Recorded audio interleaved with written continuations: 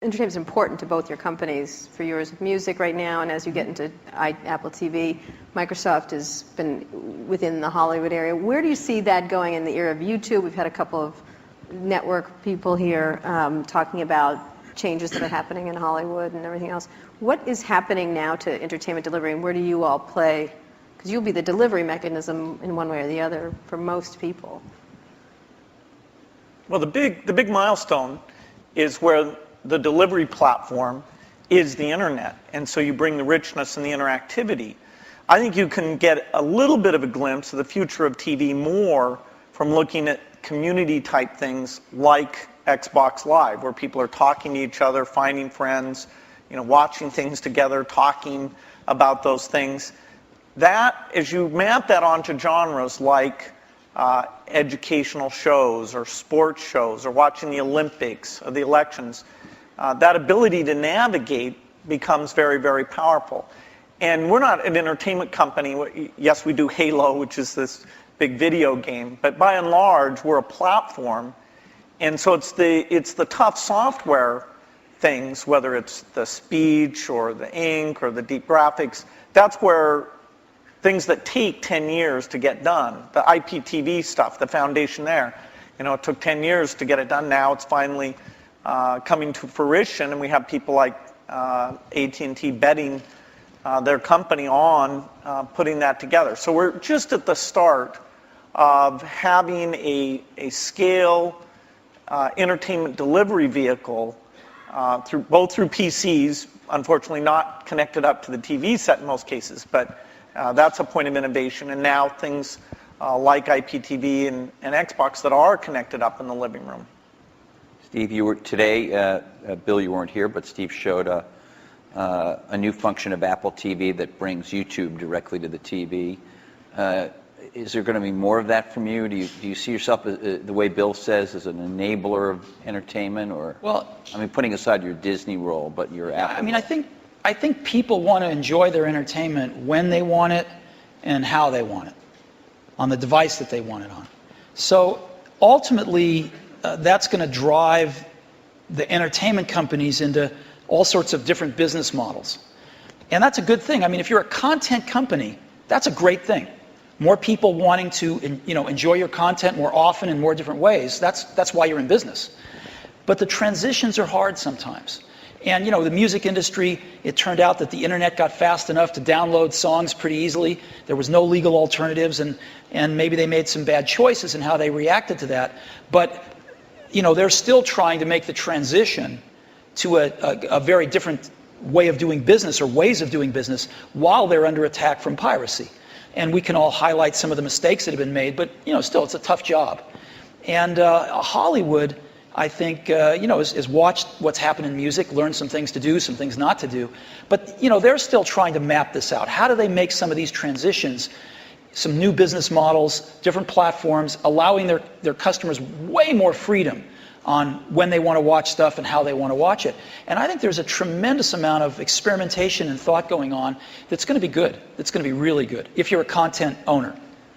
Can I ask about the user interface of the personal computer for a minute?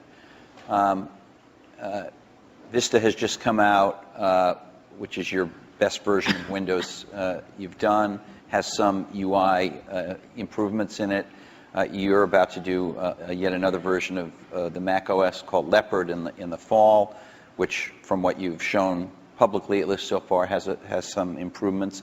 But fundamentally, these are still the kind of file icon, folder icon, drop-down menu. I know I'm minimizing. There's a lot of other things. There's gadgets and widgets and all kinds of other cool things in there now. But you can see that it's still all built on what you started with, what Xerox did research on.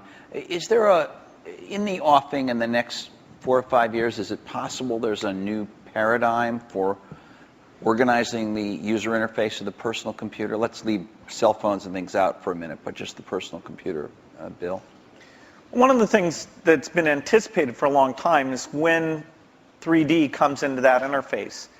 And there was a lot of experimentation, sites on the internet where you'd kind of walk around and meet people. But in fact, the richness, the speed, it just didn't sustain itself.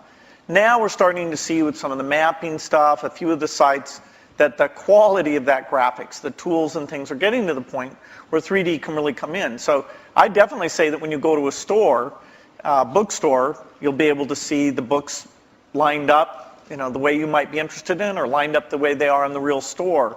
So 3D is a way of organizing things, particularly as we're getting much more media information on the computer, a lot more choices, a lot more navigation than we've ever had before. And we can take that into this communications world where the PC is playing a much more central role, kind of taking over what was the PBX, sort of one of the last mainframes in the business environment. That'll be a big change that'll come to it. And as we get natural input, that'll cause a change. And what about this multi-touch stuff? It's really interesting. Obviously, Steve showed some of it on the iPhone when he introduced the iPhone. Steve Ballmer today showed a bunch of it with the Surface computing device. It happens, although it's not part of our program, that HP, which is a sponsor of this conference, has a multi-touch sort of display over here out in the foyer. Will this make its sort way of that Minority into, Report, this kind of thing? Yeah, will this make its way into, maybe you call it direct manipulation of objects with your hands and your fingers. Will this make its way into mainstream, let's say, laptop computers as a new UI or an additional part of the UI, or is that just a well, but thing go beyond for the laptop. specialized devices? Vision, software is doing vision. And so, imagine a game machine where you just can pick up the bat and swing it, or the tennis racket and swing it. Yeah, we have one of those. No, that's the Wii. not it. You can't pick up your tennis racket Oh, I see what you mean, and yeah. swing it. Right. You can't sit there with your friends and do those natural things. That's a 3D positional device. This is video recognition. This is a camera seeing what's going on. And in a meeting, like you're on a video conference, you don't know who's speaking when they're audio only, things like that. The camera will be ubiquitous. Now, of course, we have to design it in a way that people's expectations about privacy are handled appropriately. But software can do vision, and it can do it very, very inexpensively. And that means this stuff becomes pervasive. You don't just talk about it being in a laptop device. You talk about it being part of the meeting room or the living room or... But on the laptop, the way that, and maybe I'm wrong, maybe this is what we have is great and we don't need any new big radical change. But when I turn on my laptop, whether it's my Vista laptop or my Mac laptop, it's there have been improvements, but it's a lot like it was 10 years ago. It's much better. The graphics are better and all that. You talked about that radical change. You that have the happened mouse. for both your companies. You have the icons you move around. You have and you talked about what a big gamble it was in '84 to do that, and then follow on with Windows.